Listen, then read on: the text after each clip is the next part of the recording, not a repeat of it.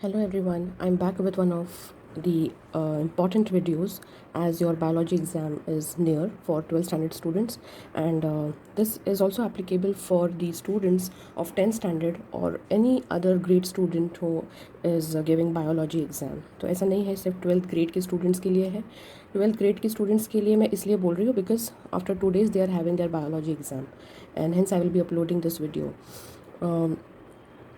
The topic, as you can see, is tips for writing biology exam. The first one, draw diagrams wherever you can.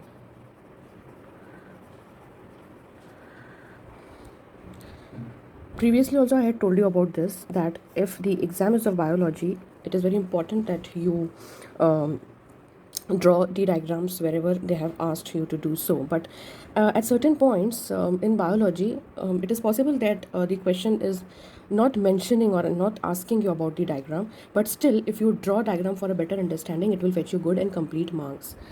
ठीक है, because ऐसे होता है कि आप अपने लॉन्ग आंसर्स को या शॉर्ट आंसर्स को डायग्राम्स के थ्रू सपोर्ट कर रहे हो. ठीक है, सो make it sure that if you remember the diagram, और एटलीस्ट अगर आपको कोई स्केच भी याद है डायग्राम का, तो आप उसको ड्रॉ करो अगर पूछा नहीं भी गया है तो. The reason is it will support your answer and the examiner who is checking your paper, that examiner will come to know that yes, the student knows the concept very well. Second is underline the scientific names. Now this is a very small thing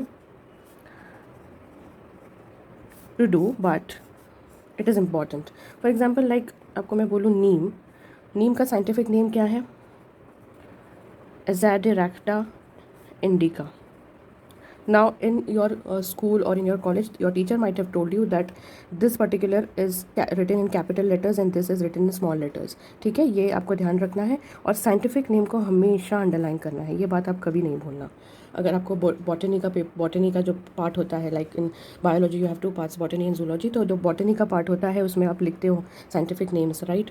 and in zoology also you have scientific names. So make it sure you underline the scientific names. It shows that the student is not blank और student ने copy नहीं किया. It creates a good impression on the teacher. So please make it sure you underline the scientific names. Okay, तो ये example दिया था मैंने आपको नीम का. Okay, the next thing is right point wise, because see biology, write all the answers in points. Biology is a theoretical paper, right? And there are chances that you get bored while writing because इतना theory part लिखना पड़ता है. There are no calculations. Of course drawing वगैरह रहती है, but students who have maths, they find it difficult to write so much, जिनका PCMB combination है. तो what you can do is you can write the answers in points. For example, जैसे working of heart पूछा है तो उसमें आपके अलग अलग sections होते हैं, तो पहले आप उसको section wise लिखो. ठीक है, ए, ओके, उसमें आप यहाँ पर अंडरलाइन करो कि एक पार्ट हुआ, फिर उसमें पॉइंट्स लिखो ऐसे. सो it will look very systematic and it will look that ये ऐसे थियोरी पेपर को बहुत अच्छे से रिप्रेजेंट किया है स्टूडेंट ने. फिर वैसे ही बी पार्ट अगर आप लिख रहे हो तो यहाँ पर आप एक सब हेडिंग देंगे और फिर कुछ पॉइंट्स लिखेंगे. Do it like this so that it will create a good impression on the teacher who is checking your paper. Next, give examples to support your answer. Now this is very very very important. ठीक है, क्यों important है ये? Because again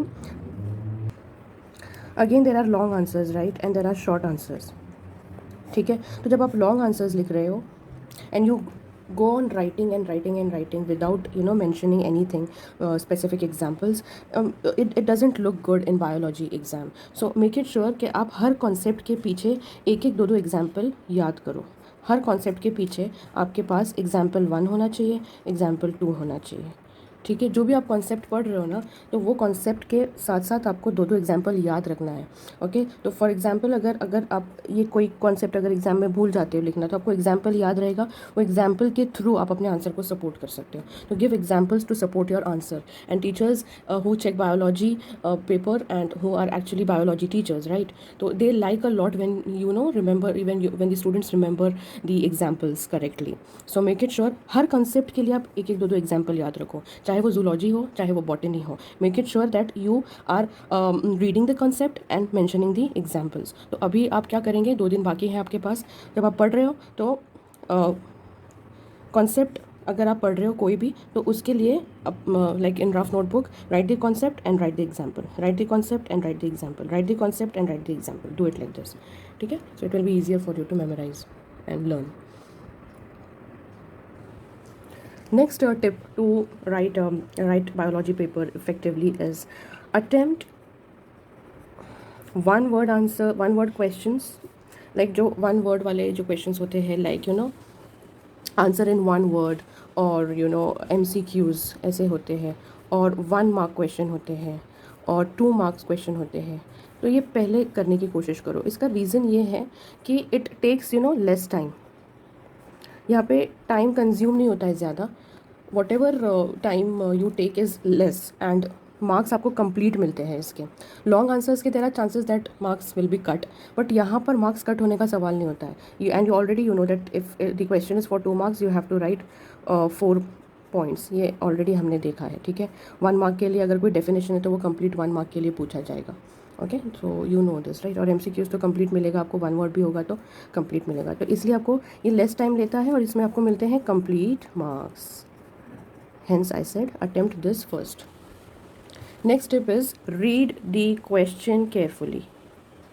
Now it is not only for biology paper, okay, it is for all the papers, but ये biology paper के लिए specifically बोल रही हूँ मैं. Reason is questions.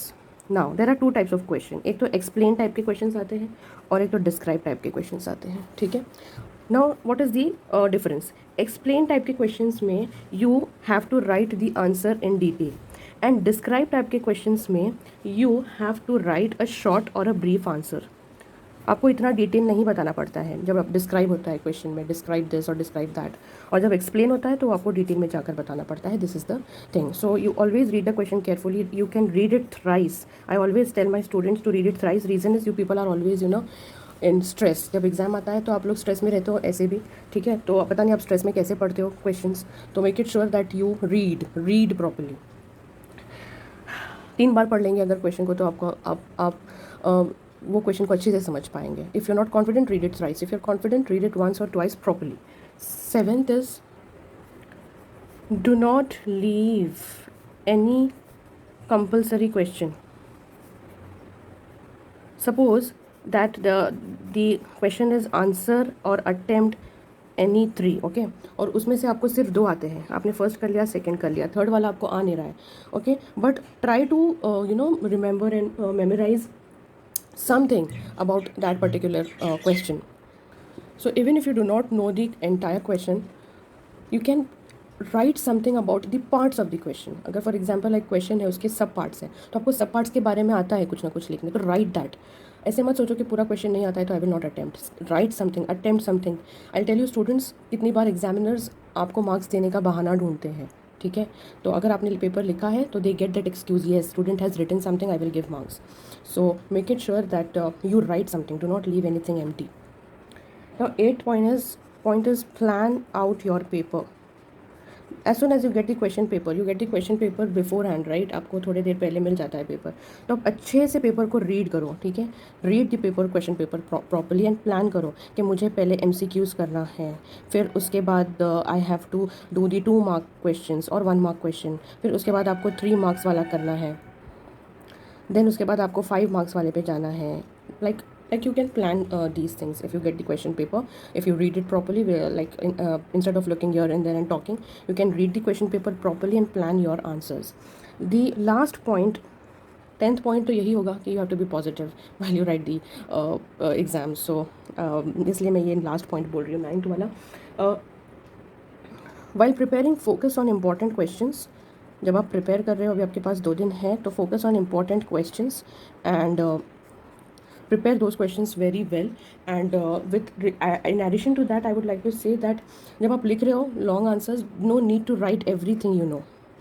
Okay, no need to write everything you know, because आपको marks उतने ही मिलने वाले जितने आपको मिलने जितने का वो क्वेश्चन है. 2 marks के क्वेश्चन के लिए अगर आप एकदम बड़ा आंसर लिख रहे हो तो आपको क्या 5 मार्क्स नहीं मिलने वाला, उसके लिए you will be getting only 2 marks. So make it sure that you right short crisp answer, and that particular concepts should be written which is asked in the exam. That's it.